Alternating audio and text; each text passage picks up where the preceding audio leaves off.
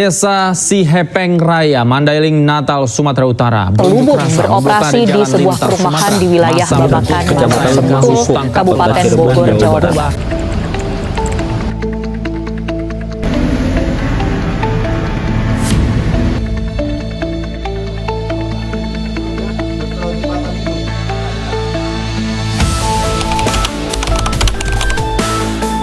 Kalau kita di BNN kita masih sendiri aja ya. Jadi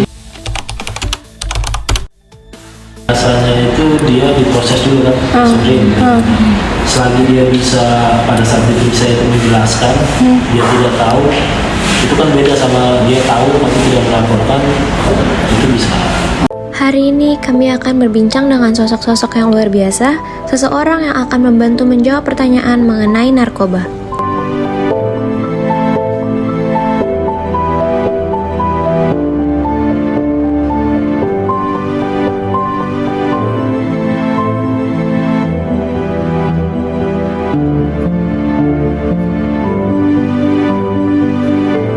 Simak laporan Selengkapnya dalam video berikut ini.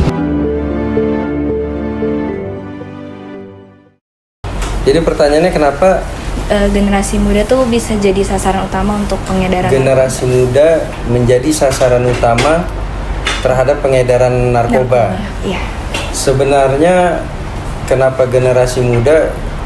Yang saya tahu generasi muda itu memang kan masih mencari jati diri ya, labil. Jadi menjadi sasaran empuk para bandar ini untuk mengedarkan narkotikanya.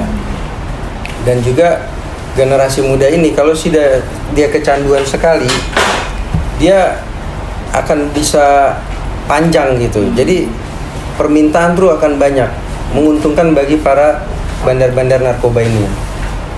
Untuk spesifikasi jangka umurnya gitu, apakah di bawah 17 tahun tuh masih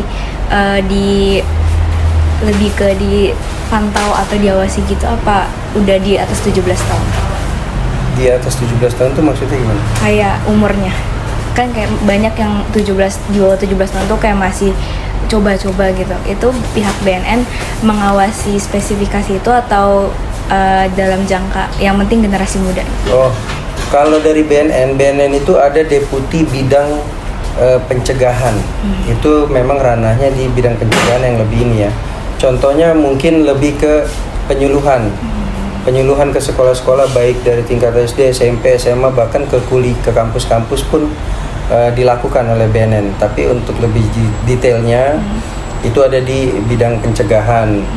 Kemudian terhadap kampung-kampung narkoba nih, itu lebih ke pemberdayaan masyarakat. Bagaimana kampung narkoba ini menjadi kampung yang positif gitu, berubah dari yang dikenal sebagai kampung narkoba sehingga apa yang bisa diberdayakan, misalnya ada bercocok tanam atau menjadi membuat apa seni-seni apa gitu sehingga berubah gitu. Tadinya kampung narkoba, bagaimana caranya kampung ini menjadi kampung yang memang produktif dan positif gitu. Bagaimana BNN memanfaatkan teknologi dalam upaya pencegahan dan pemberantasan narkoba? Bagaimana BNN memanfaatkan teknologi dalam upaya pencegahan dan pemberantasan ya? Kalau dalam upaya pencegahan teknologi ya mungkin kita karena zaman sekarang ya semua bisa dari handphone, bisa dicari tahu lewat handphone. Kita ada Instagram, kita ada YouTube. Instagram BNNRI itu info BNNRI. Dan juga bukan hanya BNNRI pusat ya, tapi provinsi pun punya info BNNP provinsi mana itu. Tapi kalau memanfaatkan teknologi untuk pemberantasan itu kami tidak bisa sampaikan karena itu rahasia intelijen gitu. Karena teknologi itu ada di intelijen. Karena BNN berkolaborasi dengan lembaga internasional dalam penanganan masalah narkoba. Terima kasih. Sebelum saya menjawab pertanyaan, perkenalkan nama saya Aksan Esa, penyidik ahli muda Direktorat Interdiksi, yang kesehariannya bertugas melakukan penyidikan terhadap peredaran narkoba yang berada di negara kesatuan Republik Indonesia. Jadi terkait dengan pertanyaan itu, pada dasarnya kita selalu bekerja sama dengan negara itu dalam hal membuat kerjasama dalam bentuk Memorandum of Understanding MOU, dan itu sudah ada beberapa negara yang kami lakukan. Salah satu diantaranya adalah Timor Leste, itu sudah ada. Jadi di situ dalam salah satu Memorandum of Understanding-nya itu kerjasama itu adalah pemberantasan narkoba di perbatasan antara Indonesia dan Timor Leste. Jika seseorang tertangkap narkoba, barang buktinya akan diamankan. Pertanyaannya, akan diapakan barang bukti tersebut nantinya? Jadi di situ kalau kita merujuk pada undang-undang, sebagian kecil narkoba yang disita itu kita sisihkan untuk uji lab dan pembuktian perkara di persidangan. Dan kedua, sisa daripada narkobanya itu dimusnahkan atau dilakukan pembakaran dan disaksikan oleh instansi terkait. Dalam hal ini, pertama pihak Kejaksaan Negeri selaku penuntut umum, kedua pihak pengadilan, dari BPOM, dari Kementerian Kesehatan, dari organisasi kemasyarakatan, dan tokoh-tokoh agama. Ya, itu. Apa yang BNN lakukan apabila bandar narkoba itu tidak bisa ditangkap? Kalau bandar narkoba tidak bisa ditangkap, selama ini alhamdulillah kita lakukan penangkapan, namun tetap kita mengedepankan namanya hak asasi manusia. Kenapa? Sekalipun itu bandar, kalau misalnya memang kita sudah punya bukti yang kuat, tetap kita lakukan penangkapan, dan itu cara yang kita lakukan itu adalah memasukkan dia dalam daftar pencarian orang, dan kita kerjasama dengan instansi terkait. Misalnya kalau dia DPO-nya di Indonesia, maka BNN sendiri melakukan pengejaran dan bahkan bisa bekerja sama dengan pihak Barreskrim. Atau kalau yang bersangkutannya itu lari ke luar negeri, bisa juga kita kerjasama dengan negara-negara lain yang bernama ICB Interpol yang ada bermarkas di Kepolisian Republik Indonesia. Nah, bagaimana dengan kalau orang itu masih ada di Indonesia? Itu bisa kita kerjasama dengan pihak imigrasi pencekalan. Jadi kita mengajukan permohonan pencekalan kepada imigrasi, bahasanya atas nama si X ini untuk dilakukan pencekalan karena dia masuk daftar pencarian orang oleh Badan Narkotika Nasional. Untuk pertanyaan selanjutnya, bagaimana BNN berkolaborasi dengan lembaga internasional dalam penanganan masalah narkoba? Dan kalau ada bandar yang terdeteksi tinggal di luar negeri menjadi DPO, bagaimana pihak BNN untuk menindaklanjuti penangkapan tersebut? Jadi ini kalau kita kerjasama, ada sih kerjasama dengan beberapa negara yang kita anggap sebagai negara rawan ya, seperti misalnya negara Republik Rakyat Cina, kita sudah kerjasama. Kemarin juga beberapa tahun yang lalu kita kerjasama dengan polisi di Raja Malaysia. Yang saya ketahui untuk sementara itu dulu dua negara yang kita sudah lakukan kerjasama. Bahkan sempat pada tahun berapa kemarin itu 2014 kita ke Timor Leste juga untuk membahas tentang kerjasama itu,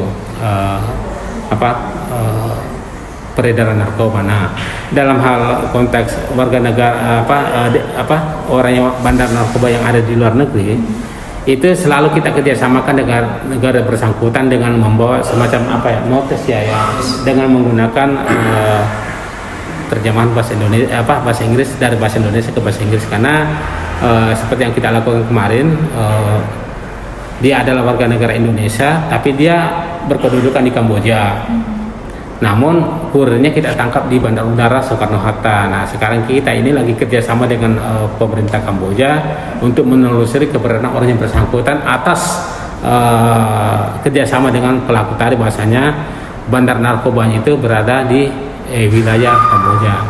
Jadi kita selalu tetap mengedepankan kerjasama dengan pemerintah yang bersangkutan selama itu didukung dengan alat bukti yang ada. Pada intinya, seseorang juga itu ditangkap sebagai DPO itu kita berdasarkan bukti yang kuat, karena ya undang-undang ya sekurang-kurangnya 2 alat bukti yang cukup seseorang itu bisa dijadikan sebagai pelaku tindak pidana, apalagi dia sebagai DPO. Aku Wina, aku sebagai salah satu petugas rehabilitasi di klinik IPWL BNN Cawang. Kenapa remaja atau generasi muda bisa menjadi sasaran utama bagi pengedar narkoba? Ya, karena pada dasarnya usia remaja itu kan usia di mana mereka membutuhkan dan mencari jati diri ya, dan mereka tentunya banyak ingin mencari tahu atau bereksplorasi terhadap pengalaman-pengalaman kehidupan mereka gitu. Jadi begitu ada hal baru dan tanpa ada pendampingan atau edukasi yang baik dari lingkungan terdekat, terutama keluarga, maka bisa jadi mereka eksplor ke lingkungan yang salah satunya adalah narkoba. Bagaimana cara pihak BNN bisa mengetahui kalau orang tersebut itu pengguna narkoba? Ya biasanya tentunya kan di lingkungan, kita hidup di lingkungan yang sama, misalnya dalam satu rumah, kita tahu ya anggota keluarga kita yang biasanya perilakunya seperti apa atau sifatnya seperti apa, lalu tiba-tiba secara ekstrim ada perubahan perilaku dan bisa jadi perubahan perilaku itu membahayakan dirinya atau sudah mengganggu lingkungan sekitarnya gitu.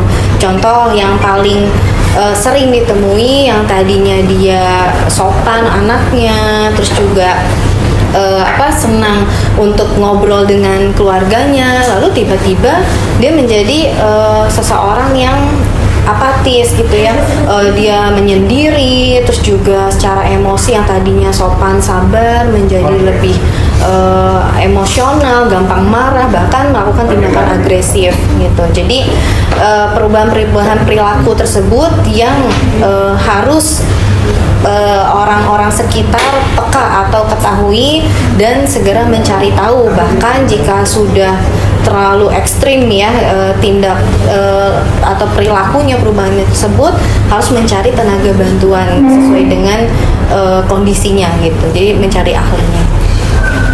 Pertanyaan selanjutnya, bagaimana proses seseorang dapat dilakukan rehabilitasi hingga dinyatakan selesai rehab? Ya, jadi untuk mengikuti program rehabilitasi itu kan ada prosedurnya ya, dan program rehab itu program yang berkelanjutan. Jadi tidak hanya sekedar selesai sampai terapi saja. Jadi misalnya dia sudah dinyatakan selesai dari mana, tentunya selama program itu kami melakukan monitoring. Nah, monitoring ini ada beberapa metode, misal salah satunya adalah dengan pengukuran kualitas hidup. Dari awal dia masuk, kami akan melakukan pemeriksaan kualitas hidup ya melalui wawancara metodenya, dan ada form khususnya gitu. Nah, nanti dari penilaian kualitas hidup itu kita bandingkan dengan penilaian kualitas hidup monitoring atau yang kedua. Nah, yang kedua ini kita lakukan ketika mendekati waktu terapinya selesai. Jadi misalnya kita rencanakan untuk 8 kali pertemuan terapi, di pertemuan ke-7 gitu ya, atau di ke-8 bahkan, nah itu kita lakukan monitoring kembali atau pengukuran kualitas hidup. Ketika ada perubahan pengukuran kualitas hidup menjadi lebih baik nilainya atau skornya, nah berarti kita bisa katakan dia masuk ke kualifikasi untuk dikatakan pulih ya, atau selesai terapi gitu. Tapi tentu tidak hanya itu saja yang dijadikan patokan. Kita juga melakukan monitoring melalui tes urin secara berkala dan dilakukan secara random atau tanpa diketahui oleh yang bersangkutan. Selain itu, kami juga melakukan cross-check informasi kepada keluarga, kira-kira perubahannya seperti apa gitu ya, dan juga tentunya dengan bukti yang konkret ya gitu. Misal yang sebelumnya yang bersangkutan tidak bisa putus kontak dengan teman-teman sesama pengguna, tapi di akhir terapi dia sudah benar-benar putus kontak sama sekali. Nah, contoh konkretnya kurang lebih seperti itu. Nah, ketika yang bersangkutan sudah merasa pede ya untuk melakukan penolakan atau berkata tidak untuk menggunakan narkoba, itu juga sudah bisa kita katakan dia pulih atau program rehabnya sudah selesai. Selanjutnya, apa saja jenis terapi yang tersedia untuk rehabilitasi pecandu?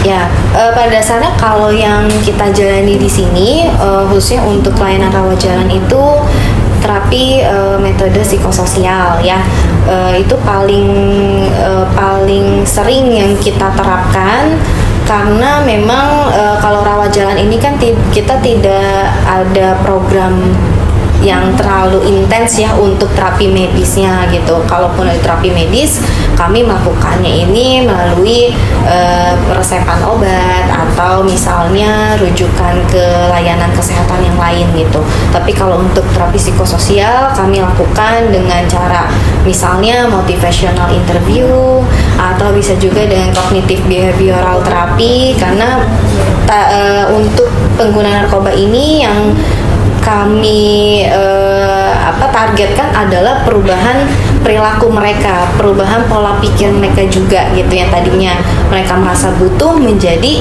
saya bisa nih tanpa narkoba seperti itu ya. Kalau untuk setelah pasca rehabilitasi itu apakah masih dipantau? Ya, jadi program rehab itu kan berkelanjutan. Setelah selesai tadi misalnya 8 kali pertemuan, akan ada program pasca rehabilitasi ya. Nah, program pasca rehabilitasi ini tetap kami monitoring. Nah, ketika program pasca rehab ini selesai, sebenarnya sih kami tidak ada pemantauan secara khusus. Namun kami sudah melakukan pendekatan dan juga mengedukasi kepada yang bersangkutan dan juga keluarganya ketika ada atau terjadi tadi perubahan perilaku kembali, tanda-tanda kembali, atau mungkin ada keresahan, teman-teman atau yang bersangkutan atau keluarganya bisa kembali ke sini untuk bertemu kami untuk konsultasi atau bahkan menjalani program rehab kembali.